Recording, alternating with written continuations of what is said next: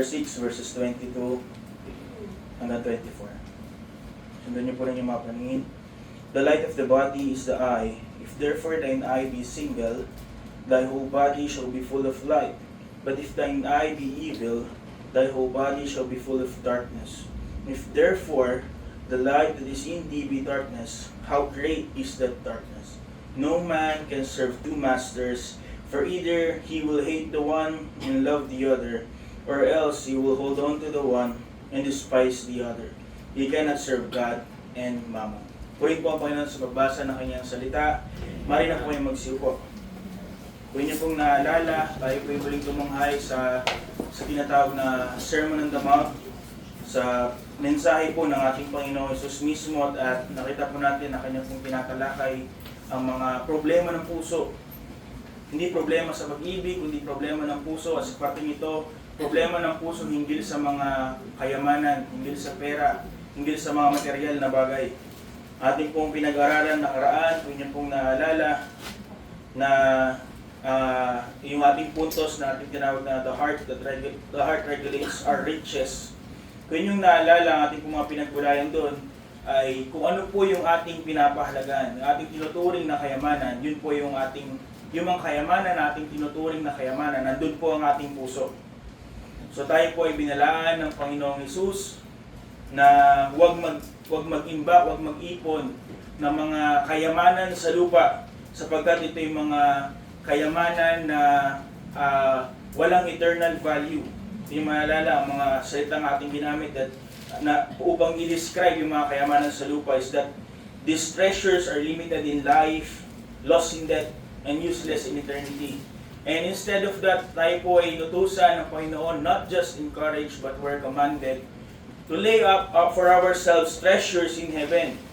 So yung mga kayamanan na mananatili, totoo, na hindi lamang po we value in this time, but will have everlasting value in our account. Pag-aralan din po natin na sa example nung unjust steward, na meron pong darating na panahon ng accounting or reckoning, na tayo po'y haharap sa Diyos at ating po'y pagsusulit kung ano ang ating mga ginawa sa ating mga stewardship, mga pinagkatiwala sa atin, mga material na bagay at kasama ang ating buhay. At tayo po ay na-challenge in our last meeting sa panawagan po ng Panginoon to live with an eternal perspective, na yung mga bagay na material, mga earthly treasures ay gamitin natin as investments for the things that are heavenly and the things that are forever. Sa ating pagpapatuloy, ating pong tutunghayan, una, yung verses 22 to 23. At ang ating subpoint po ay ating tatawagin, the heart reflects our recognition. The heart reflects our recognition. Verses 22 to 23, aking po rin basahin, the light of the body is the eye. If therefore thine eye be single, thy whole body shall be full of light. But if thine eye be evil, thy whole body shall be full of darkness. If therefore the light that is in thee be darkness, how great is that darkness? Sa pagbabasa po nito, marahil inyo pong maaalala ang isang kilalang kataga na goes like this: eyes are the windows to the soul. O sa Tagalog ay ang mga mata, ang dungawan ng kaluluwa, na often ina-attribute po kay William Shakespeare. Yung mga katagang ito ay nagpapakita na yung mga mata ay nagiging ekspresyon ng kung ano pong tunay na nilalaman ng puso. Bihira sa mga tao, mga normal na tao, mga hindi artista, hindi sanay umarte, na kayang itago yung kanilang tunay na emosyon sa kanilang mga mata. Marahil iba yung sinasabi ng bibig, ngunit ang mga mata kadalasan ay hindi nagsisinungaling. So yun po yung ipahiwatig ng mga katagang ito. So marami po ang naniniwala na isa sa mga inspiration o baka marahil ay diretsong kinuha ni William Shakespeare ang mga katagang ito from this part of the Sermon on the Mount. Sa verses 22 to 23 natin pong binasa. So in our text, nakita po natin ang Panginoong Yesus ay tila baga lumihis ng direksyon sa kanya pong mensahe at ngayon ay nagpapakita ng isang ilustrasyon kung saan ang mata raw po ay isang lampara, ilaw na siyang na siyang dahilan upang magliwanag ang buong katawan. So makikita po natin dito, ginagamit po yung mata as a gateway upang ipakita ko ano yung nasa puso. Katulad nga po nung kakaraniwang pagkakaalam dun po sa mga katagang ngayon. Christ described the eye as a lamp, kung saan yung eye po nito is the gateway to the heart. Again, kung saan yung puso ay yung lugar kung saan ito, yung po yung seat of thought, nandun yung conviction, nandun yung pagpili, at nandun yung kalooban. And therefore, the eye reveals the condition of the inner man. So again, nakita natin parang ang topic na ito is about treasure, ngunit parang nag-iba, lumihis yung diskusyon ng ating Panginoon. But later on, we will see how the Lord Jesus Christ ties visions to values, perception to possessions, and sight to spiritual devotion. So notice with me, two opposing pictures. May dalawang nilarawan ng Panginoon sa mga talatang ito, but these are opposing pictures. Ang isa, mata na maliwanag, eye that is good, at sa King James Version, eye that is single, and because of that eye is single, the whole body is filled with light. At sa kabila naman po, isang larawan na madilim, kadiliman. Ang description is that the eye is evil. At ang result po, yung buong katawan is filled with darkness, puno ng kadiliman. So, handa na po ba kayo? Yeah. Ating pong tignan yung mga salita na ginamit po ng Panginoon upang ating maunawaan ano po ang kanyang nais sabihin. First and foremost, notice with me yung mga paano po dinescribe yung dalawang magkaibang mata. Notice how the eyes were described. Yung una po, ang sabi po sa verse 22, ano po ang description sa unang mata na sinabi ng Panginoon? Ito po ay single. Sa New King James Version, sa ESV, ito po ay tinranslate as good, mabuti. Ano po naman ang naging description ng Panginoon sa isa pa pong larawan, sa paglalarawan sa mata? Ano po ang tawag ng Panginoon doon? Evil. So may isang mata which is called good, and the other eye, the opposing eye, is called evil. So first ating pong tingnan yung salitang good o yung salitang single. Ito po ay galing sa Greek word na hapluos. Ang ibig sabihin po ng hapluos ay generously. Generous. Mapagbigay. So makikita po natin ang salitang ito na ginamit sa ibang parte ng Biblia. For example, sa James 1:5 in ESV version.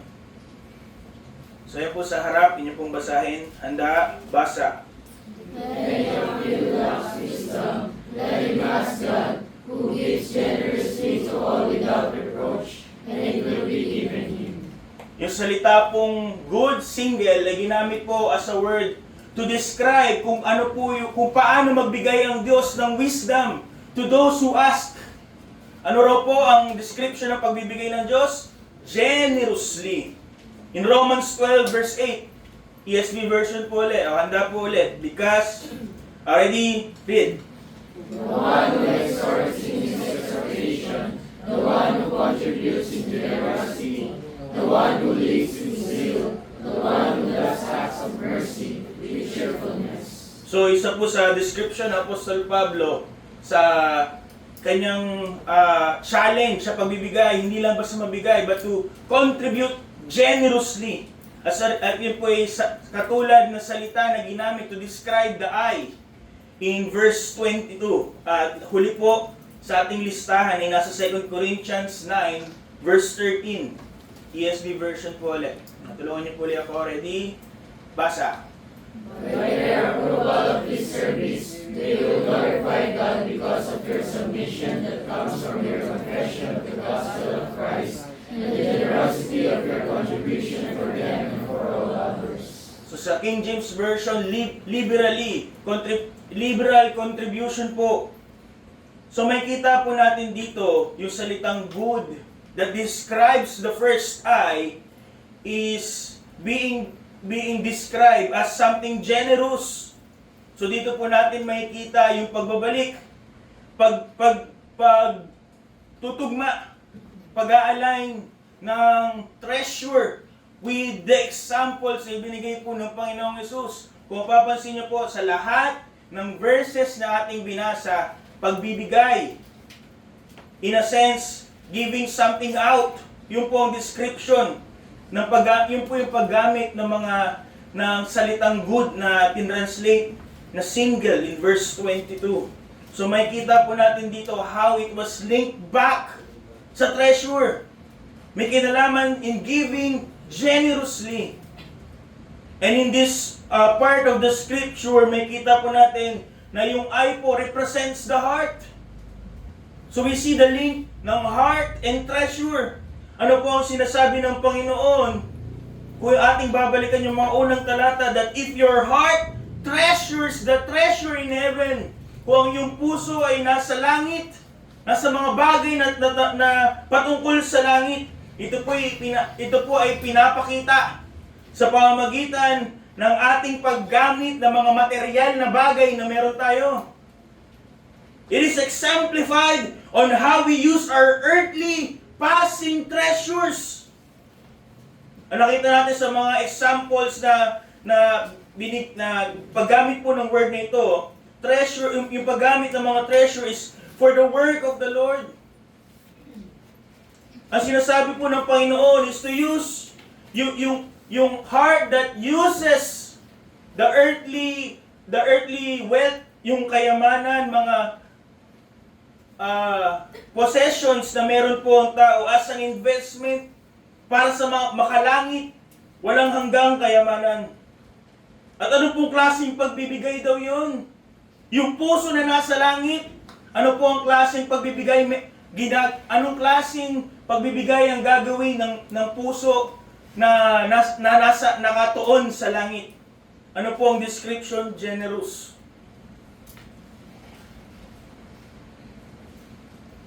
And notice that this eye is linked to the body. Ano po ang description sa body? It is a body full of light. A generous giver has a body full of light. And may kita natin bakit mata ang ginamit. Because it refers to a person's perception.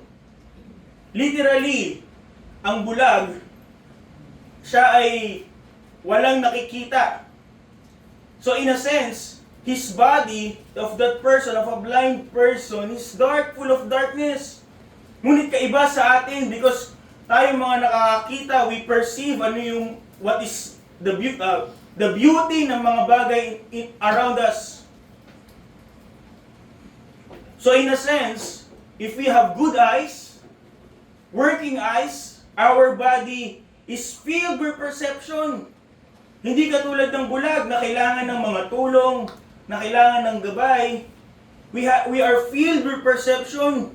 Alam natin ang daan na tatahakin. Alam natin ang dapat gawin. And with the heart, ang puso po, na ang puso ay nasa langit, mga bagay na makakalangit, comes the flood of spiritual understanding. Ito po yung mga mananampalataya, mga mananampalataya who grasp the scriptures vividly. Yung mga pangako ng Diyos, para sa kanila, hindi lang yung mga kathang-isip. Pag kanilang nabasa ang mga pangako ng Diyos mula sa Biblia o kaya na may narinig mula sa mga pangaral ng salita, kanila itong pinangahawakan bilang mga salita ng Diyos, actual words of God, promises of God as we should. Ito po yung mga mananampalataya na ang puso ay nasa langit. Sila po yung mga mananampalataya that has a right view of God. And they recognize yung kanilang kaliitan. And in that great discrepancy ng kalakihan ng Diyos at ang ating kalakihan, ang kalakihan ng kanilang pagpapasalamat sa Diyos. Sapagkat ang Diyos, sa kanyang awat biyaya, sa kanyang pagmamahal, kanilang nauunawaan yung kalakihan nun.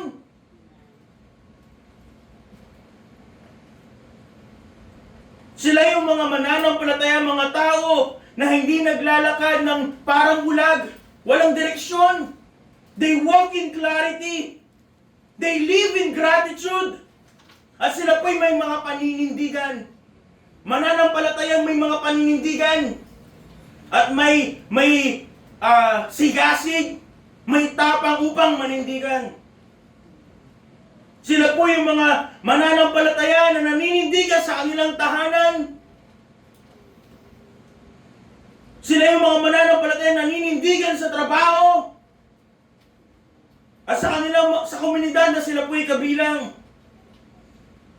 They are the people who stand in every sphere of life. Ito po yung mga individual na nagpapakita that they pursue God above all else. And that they have unwavering desire upang luwalhatiin ng Diyos. At anong klaseng puso po yun? Pusong mapagbigay. Yung mga taong may kalaguang espiritual ay mga taong may pusong mapagbigay.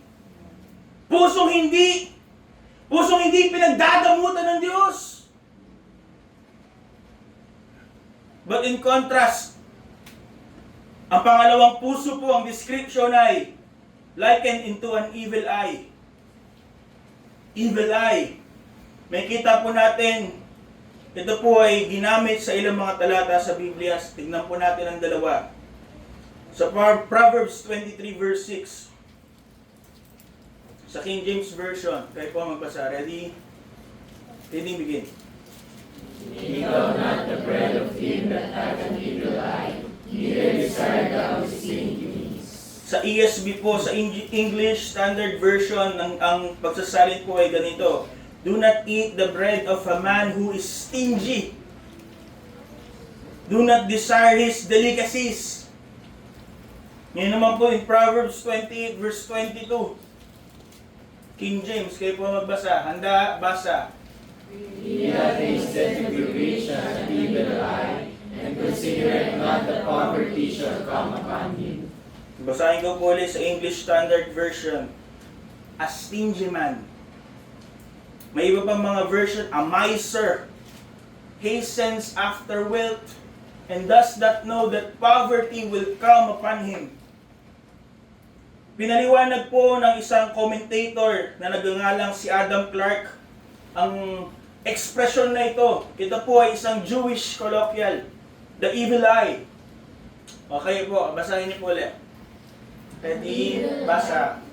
An evil eye was a phrase in use among the ancient Jews to denote an envious, covetous man or disposition, a man who repined at his neighbor's prosperity, loved his own money, and would do nothing in the way of charity for God's sake. Ano po yung description? Hindi lang naiinggit. Sakim. Anong klaseng description ito? Ito yung tingin ng isang tao na hindi lang naiinggit sa kung anong meron ng iba, kundi pinapanalangin niya, sana sa akin yun, wala sa kanya. Ano raw pong klaseng tao yan? Galit. When he sees his neighbor prosper, nagre-reklamo. And he loved his own money. At ano po? Would do nothing in the way of charity for God's sake. A great contrast in the generosity na picture sa una. Ano raw po pag may evil eye? Sila yung mahigpit ang hawak sa kanilang pitaka. Pag-usapan na ay pagbibigay, contribution. So that is the description of the heart. The second picture was described as a heart who is not just stingy. It is an envious, covetous heart, kind of a heart.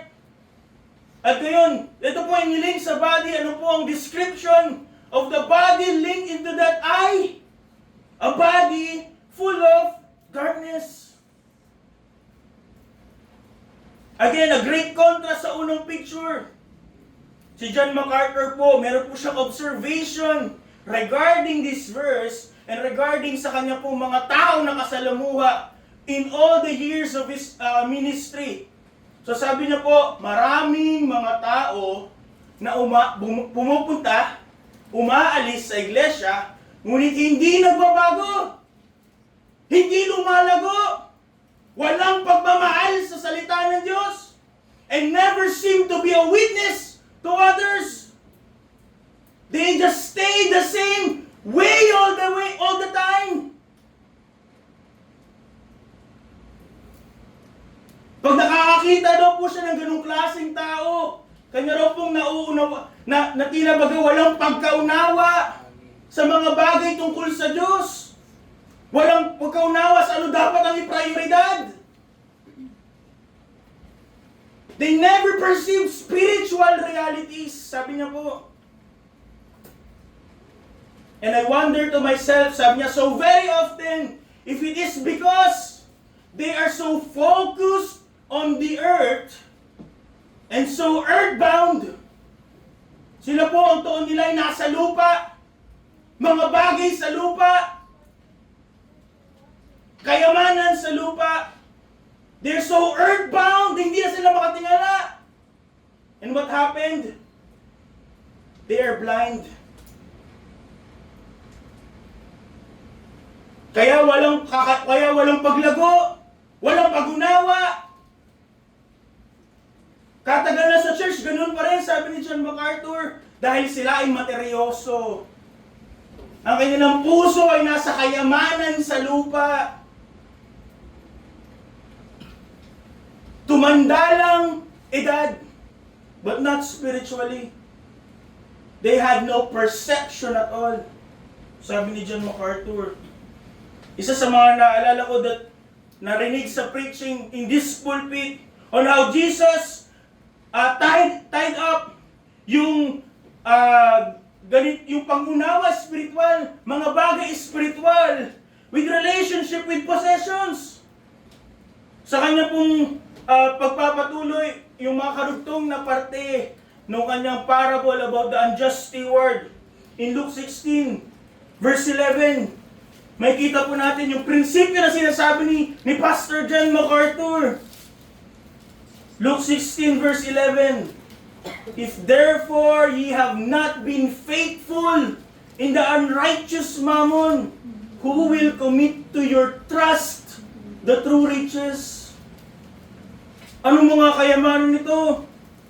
Mga bagay spiritual. Mga bagay tungkol sa Diyos. And what hinders a professing believer upang lumago? Maging spiritually mature. Maging spiritually perceptive. Pagmamahal sa kayamanan. Hindi tapat sa pinagkatiwala ng Diyos. Humanap ka ng tao, kahit sa iglesia nito, na nandito na, mahabang panahon na nagdaan, for years and for decades. At wala pong ipinapakitang paglago espiritual. Makikita mo yung tao yun, walang puso, tunay na puso sa gawain. Sasabihin, mahal ang Diyos, but action speaks otherwise. Those are people na napakadaling ipagpalit ang Diyos sa kahit anong bagay.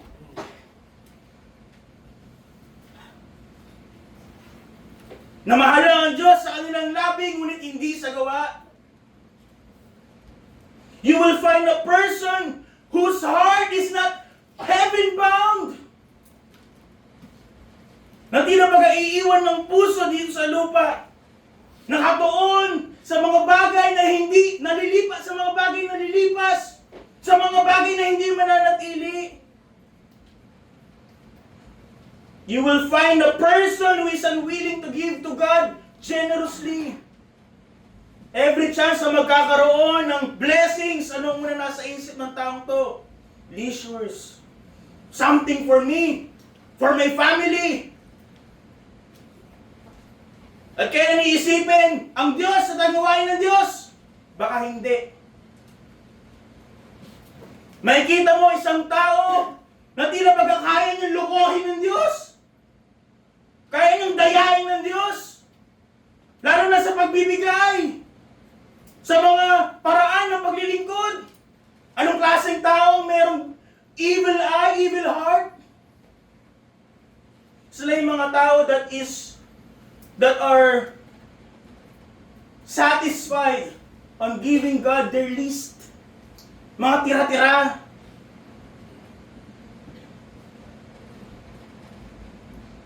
Mga tao na nagalit sa mga anomalya sa gobyerno about the flood control projects. Galit sa magnanakaw, ngunit magnanakaw. Magnanakaw sa Diyos. Who steals from God through tithes, through offerings, at sa mga hindi binabayarang mga panata sa Diyos. You will find a person na kailangan pang kumbinsihin ng maraming tao para lamang tumulong sa kapatirang nangangailangan. At tutulong yun at the least, very least na kaya niya bigay. Ngunit tignan mo kung paano niya gamitin ang kanyang salapi, ang kanyang panahon, ang kanyang lakas, ibang mga bagay. See how that person is willing to spend fortune on gadgets, on leisures. At anong klaseng tao ito? Dalawa lang. Marahil hindi ligtas. But sadly, mas masahol pa sa hindi ligtas minsan eh. What we will see, if that person is not an unbeliever, ito po ay isang Kristiyanong materyoso. Kristiyanong nakatuon ang pansin sa mga bagay na nililipas. Kaya sinabi po ng Panginoon, mariin, maliwanag. If the light indeed be darkness, how great is that darkness? Kristiyano, inaasahan magpakita ng mga Christ-like characteristic. Pero dahil ang tuon ay sa pera, sa salapi, sa kayamanan, walang liwanag na ikita ang ibang mga tao. O napakalaking trahedya for someone who should have spiritual recognition, yet is in darkness. Para saan yung tagal ng taon na ginugol sa iglesia? Para sa wala. Ano po ang kadahilanan? Sapagkat ang puso ay wala sa langit. Ang puso ay nasa maling kayamanan. Ang puso ay nasa maling lugar. And lastly, in verse 24, kung makikita po natin yung crescendo, makikita natin yung gravity ng examples ng Panginoon. Una niya ipinakita yung two treasures na parang bagang okay lang, malugi, maliit na bagay. Kung hindi ko man igugol ang aking panahon at aking lakas para sa mga bagay sa langit, it doesn't matter. Ngayon pinakita ng Panginoon, in His second example, two eyes. Ligtas pero walang pangunawa, walang tamang pangunawa sa bagay tungkol sa Diyos. Sapagkat ang kanilang puso ay nasa kayamanan ng mundo. And finally, ano po ang pinapakita ng puso? The heart reveals our ruler. In verse 24, pinapakita kung ano ang iyong pinapahalagahan, kung ano ang iyong binibigyan ng atensyon, kung ano yung binibigyan ng lakas, kung ano yung binibigyan mo ng iyong lahat. Ipinapakita doon kung sino ang iyong Panginoon. It shows kung sino ang namumuno sa iyo, sino naghahari sa iyo, sino nakaupo sa trono ng iyong puso. Sabi po ng Panginoon in verse 24, no man can serve two masters, for either he will hate the one and love the other, or else he will hold on to the one and despise the other. Ye cannot serve God and Mammon. Nung sinabi po ng Panginoon, hindi kayo pwedeng maglingkod sa dalawang Panginoon. Hindi niya po sinasabi, hindi kayo pwedeng magtrabaho ng dalawang trabaho. Hindi niya po sinasabi na hindi kayo pwedeng mag-report to supervisors. Na hindi kayo pwedeng magkaroon ng dalawang managers. Kung inyo pong naalala, ang salita pong ginamit dito una, ang salitang serve na ginamit po dito, ay translated from the word duluo, na isa pong verb form ng nawa ay alam na nating word na dulos. Kung inyong naalala, ang dulos po, wala pong duda. Walang pagdududa ang mga scholars kung ano ibig sabihin ng dulos. It is clear, it is straightforward. Ang ibig sabihin po ng dulos ay alipin. Pinakamababang uri ng alipin. The dulos means someone who is subservient entirely and at the disposal of his master.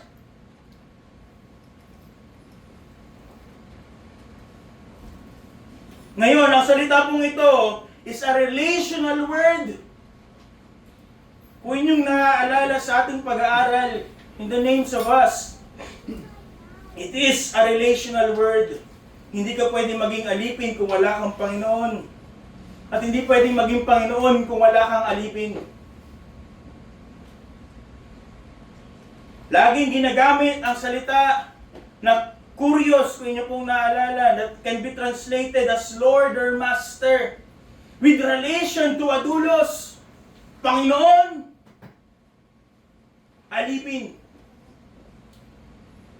At ang isang alipin po again, sa panahon po ng Panginoong Hesus, in the influence of the Roman law, slaves are considered to be a person, pero that is owned by another. Person possessed by another. Pagmamay-ari ng iba. Ibig sabihin, wala siyang sariling karapatan. Wala siyang pagmamay-ari. Kung ano ang meron siya, sa Panginoon niya yun. Kung ano ang gagawin niya, dapat sa ikabubuti ng Panginoon. At ang kanyang Panginoon, kung ang Panginoon niya nagsawa na sa kanya, ay pwede siyang itapon, pwede siyang i-dispatch siya ng basta-basta, sapagkat siya isang gamit lamang.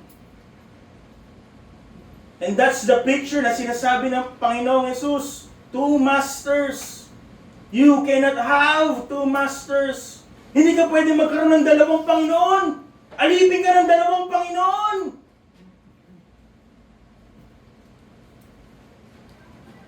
Sinabi ng Panginoong Hesus, hindi mo pwedeng paglingkuran ng Diyos at hindi mo pwedeng paglingkuran ng salapi.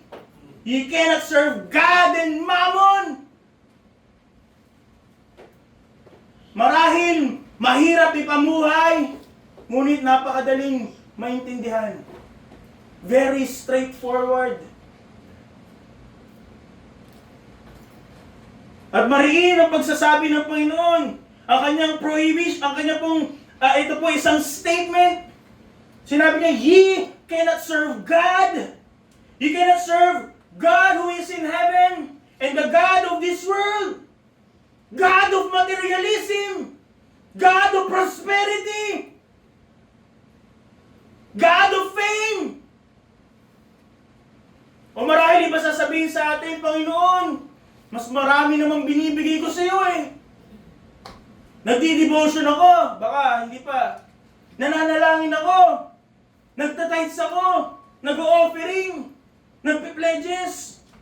Lord, I'll serve you more than I serve Mammon. 99.9% ng puso ko, Panginoon, sa'yo. Ibigay mo lang yung napakaliit sa mundo. Ano po ang sabi ng Panginoon? That is impossible.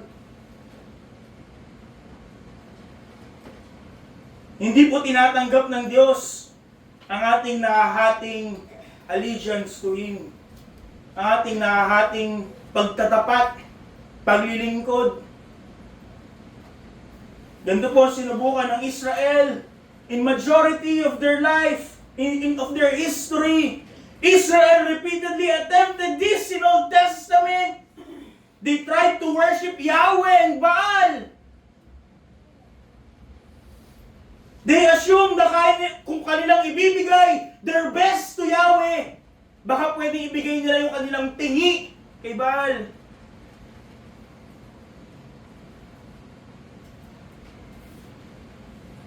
Nakontento na ang Diyos just because He is receiving more. Ang katotohanan po, si Mammon, yung mundo, yung kamunduhan, Baal, wala silang pakialam kahit 0.1% lang ibigay mo sa kanila. That's enough for them. Ngunit sa Diyos po, hindi po yun nararapat. Sa Diyos po, hindi niya po yung tinatanggap. O ilan ba sa atin mas mainam pa sa kanila?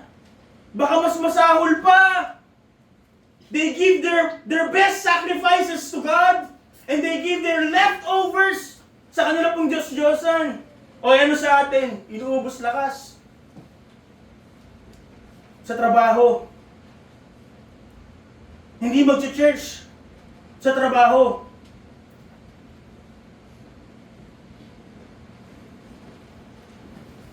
Kahit pa ikaw na lang ang nag-iisang trabahador niyang trabaho niyan. Ang Panginoon mo ay Diyos. Hindi ang trabaho.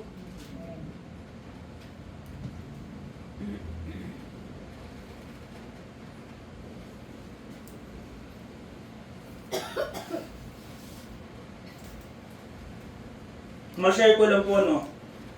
Hindi naman sa pagmamataas. Ngunit sa isang buong linggong ito, ang aking po naging pasok ay 7 a.m. to 10 p.m. Sapagkat meron po kaming POC, kung alam niyo po yung POC, Proof of Concept. Meron sila yung pinangakong nagagana, ngunit hindi gumana.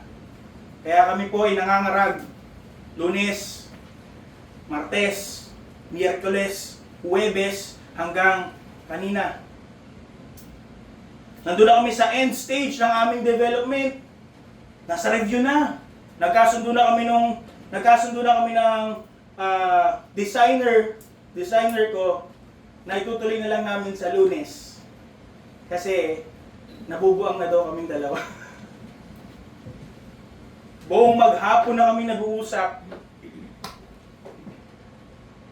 And what happened? Ayun, si designer. Ayun, si reviewer. Ang dami gustong pagawa. Tapos na dapat kami ng mga alas 5. Nag-usap na kami ni ma'am. Ayun, si reviewer. Ang daming gustong ipagawa. Gustong ipaulit lahat. Tinanong ko siya nung Lunes pa lang. Sabi niya, wala siyang idea. Na para bang gusto niyo paulit lahat. Sunod-sunod yung pinapagawa niya kanina.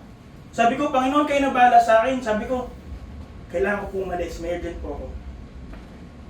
So yung walang tapos na chat, walang tapos na usapan, natapos o sige, balikan na lang natin sa Lunes. At kung hindi po ako umalis, baka wala pong preacher. Baka saluhin po ako ni Dale. Hindi ko po tinataas ang aking sarili. Kung ang Diyos po ang iyong Panginoon, ano ang trabaho? Natatakot ka, mawawalan ka ng trabaho? Hindi ka ba kaya bigyan ng trabaho ng Panginoon? And that's the problem of the Christians today in this church. Hindi marunong manindigan. Hindi marunong iabante ang paa. Laging atras. Laging tanggap. Laging upo. Ngunit hindi sa Diyos eh.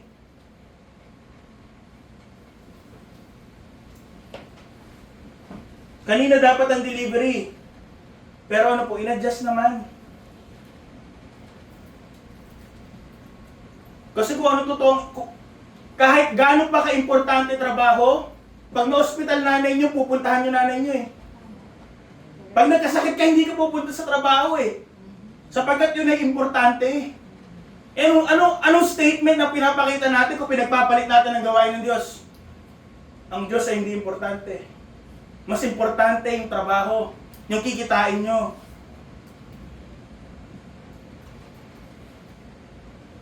Nakakahiya tayo. Ngunit ang Diyos po hindi nagbabago. God still demands and deserves our all. Hindi ako nagsasalita dito bilang isang perfecto. A fellow struggler.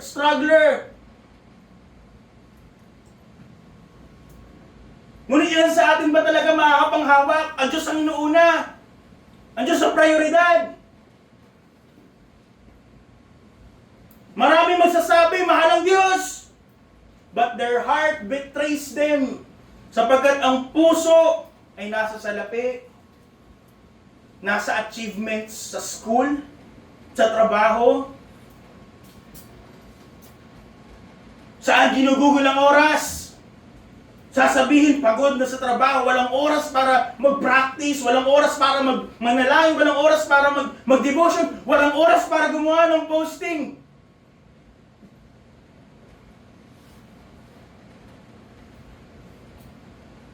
Malinaw lamang po ang pinapakita.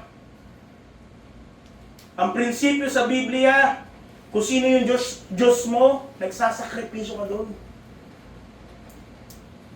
You sacrifice for whatever you worship. At katulad tayo nung magsasaka, ang sinasakripisyo ay Diyos. Ang namatay na baka ay baka ng Diyos. Pag kailangan magsakripisyo, Diyos ang isasakripisyo. Marami sa atin will sacrifice time, ethics, kahit na relationships, kahit pa yung kalusugan, for the sake of wealth and status. Yet, nakakahiya, almost make no sacrifice for the sake of Christ. Mananampalataya ka ba? If you are, God demands and deserves your whole heart. Sabi sa 1 Corinthians 6:19-20, what? Know ye not that your body is the temple of the Holy Ghost which is in you, which ye have of God, and ye are not your own? For ye are bought with a price. Therefore glorify God in your body and in your spirit, which are God's. Your body, your spirit, which are God's. Then din po same sentiment in 1 Peter 1, verses 18-19. Tayo naman po magbasa. Sa harap po. Reading begins now. For as much as you know that you were not redeemed with corruptible things, as silver and gold, from your vain conversation received by tradition from your fathers. Verse 19.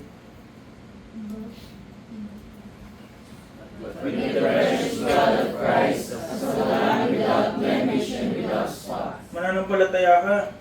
God has the right to demand your all. Ang Diyos ay may karapatan na i-demand mula sa iyo, sa atin, ng ating lahat, sapagkat tayo po'y tinubos mula sa isang malupit na Panginoon. At ang pagtubos po ay hindi lamang sa hindi po sa mga material na bagay, hindi pa kahit sa lahat ng kayamanan sa mundong ito, hindi pa sa halaga ng sangsinukob. Ano ang presyo ng pagliligtas sa atin? Dugo ni Kristo. Dugo ng kanyang bugtong na anak. God gave us His all. Lahat-lahat ng Diyos kanyang binigay.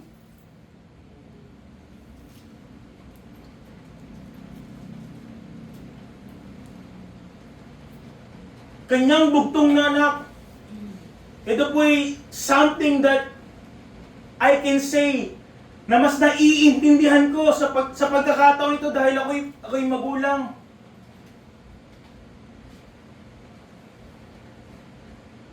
God gave us His all. Kaya po God deserves our all. Pag may kailangan sakripisyo mo lahat ng bagay. Hindi si Kristo. Hindi yung gawain ng Diyos. Again, notice, hindi po ito utos. Ito po ay katotohanan. Statement. Hindi niya po sinabi, you should not. Ano po sabi ng Panginoong Yesus? Ye cannot. Kung totoo kang ligtas, hindi pwede. Hindi maaari. Na dalawa ang iyong Panginoon. Bakit po? Magkasalungat. Direct opposite. Yung nais ng dalawang Panginoon na ito. God calls us to walk by faith. Yung mundo po demands us to walk by sight. Kung anong nakikita mo. God calls us to humility. Ang mundo po will push us to pride. Kailangan maganda credentials mo. Kailangan mataas self-esteem mo. God draws our affection heavenward.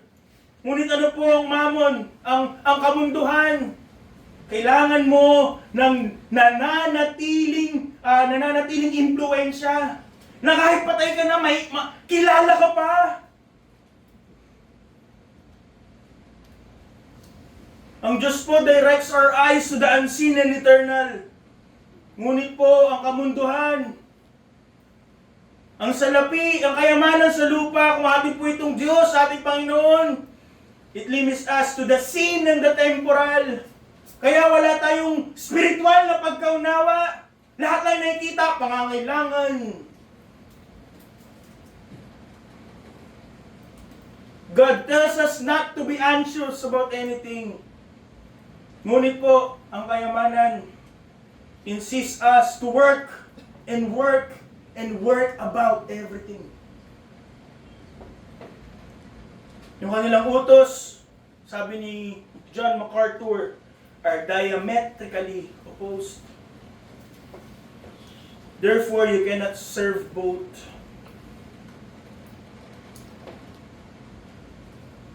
Sabi po ni John Calvin, where riches hold the dominion of the heart, God has lost His authority. So let me ask you, ito yung sagutin sa inyong puso. Kamusta ka ngayon at this moment? How does our heart react at this moment? Anong naririnig natin? Pinapatamaan ako. Ako na naman. Wala na ibang nakita ako. Nag-iisip ba tayo ng palusot? Mauunawaan naman ako ng Diyos. Isang beses lang naman. Minsan lang naman. How easy for us to devise clever justifications every time na ating pong pinagkakanulo ang Diyos at pinagpapalit sa material na bagay, material na pakinabang. Dalawa lang ang ibig sabihin kung ito nararamdaman natin. Ang Panginoon ay hindi mo Panginoon. At kung ang Panginoon, kung ikaw ay mananampalataya, tinatraidor mo ang Panginoon mo. On the other hand, how many of us have a heart that longs to give everything for Christ? Umiyak ka na ba sa Panginoon? Nagre-reklamo ka sa Panginoon na sinasabi mo bakit marami kang kailangang ibang gawing bagay? Na hindi mo kaya mag-focus sa paglilingkod sa Diyos?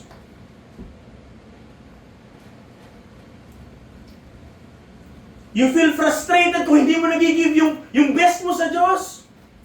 Pag ikaw ay nanindigan ngunit hadlangan, ikaw ba'y iiyak? O ano, kibit balikat? Sa susunod na lang.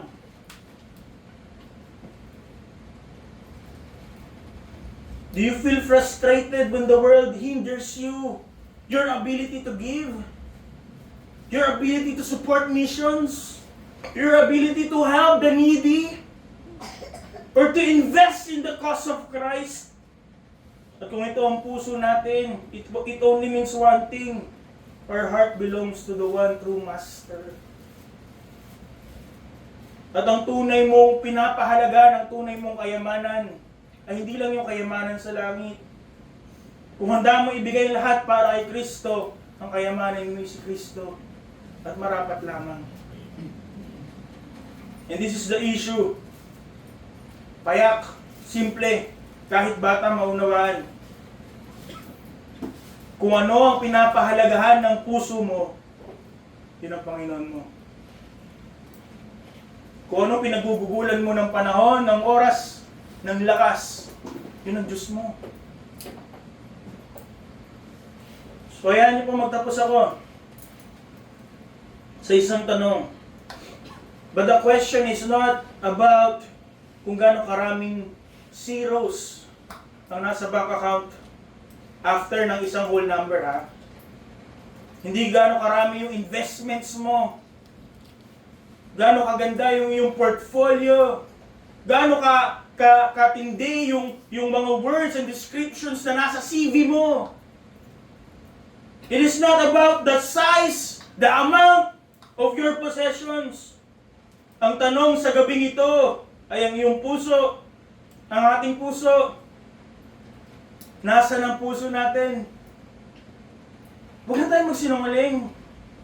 Huwag na tayong maglokohan. Hindi ko nababasa ang puso nyo. Hindi nyo nababasa ang puso ko.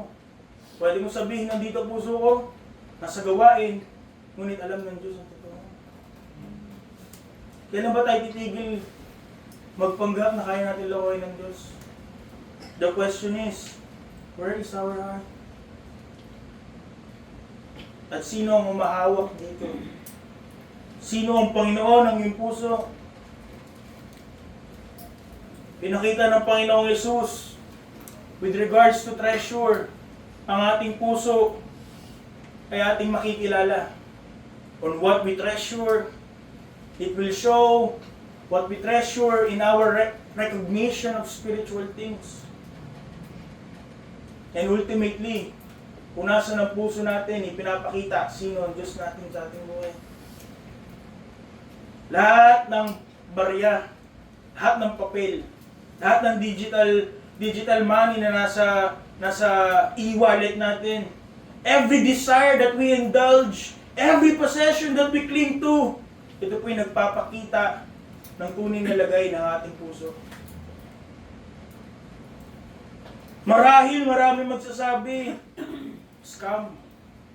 Napakalaking scam ni Kristo. Anong sinasabi niya? Ibigay mo lahat para saan? Sa wala. Hindi mo makita. Hindi mo pang hawakan. Wala ka man lang papel na sasabihin, o katunayan na meron kang isang piraso ng ginto sa langit. It will only be a scam if not for the testimony of Christ. Si Kristo nagaling sa langit, nanggaling sa walang hanggan, na nagkatawang tao, namuhay kasama ng tao, at namatay para sa akin at sa iyo. Ngunit He is different. He is not just everybody who dies. He showed that He is different because He rose up after 3 days. Nabuhay muli. At kung inyo pong aaralin, hanapin nyo yung mga pruweba, historical evidences of Christ. Tanging mga bulag lamang, hindi maniniwala. Alam niyo po yung page na infographics sa YouTube? Naniniwala po yun sa evolution, hindi naniniwala sa Diyos. But they are a research page, research YouTube page. At nung kanila pong i-discuss yung resurrection of Christ, sinasabi po nila, beyond reasonable doubt, Christ has resurrected. Hindi yun naniniwala sa Diyos. But history proves that Christ has risen again. And that should be enough evidence na ang Diyos, na si Kristo ay iba. Na si Kristo ay Diyos.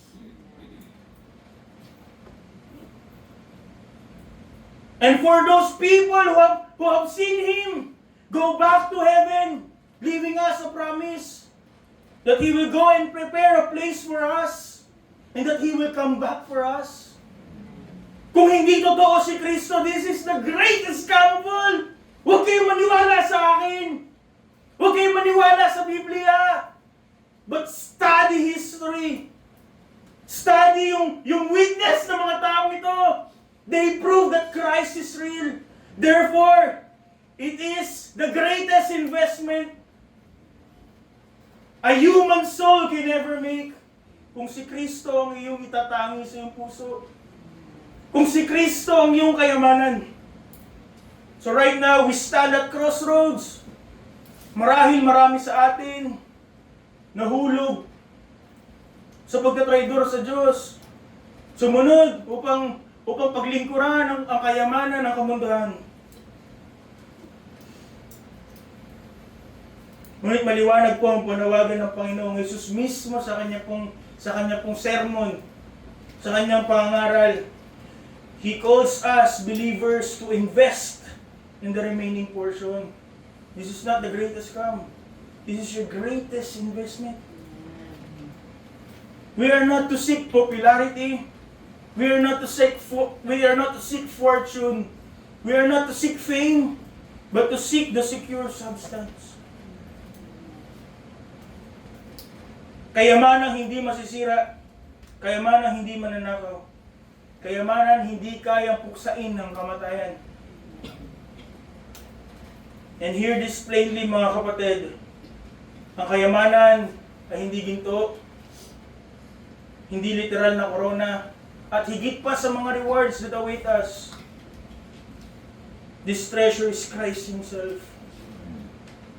Christ who gave His all to you. Now He calls you for us to give Him His all.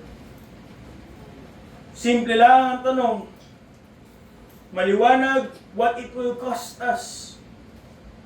At maliwanag din that the consequences will be eternal. Nasa ng puso natin at sino nangahawak dito. Ito po ang salita ng Diyos. Amen. Tayo po yung tayo. Tayo po ay magtapos po sa kanila.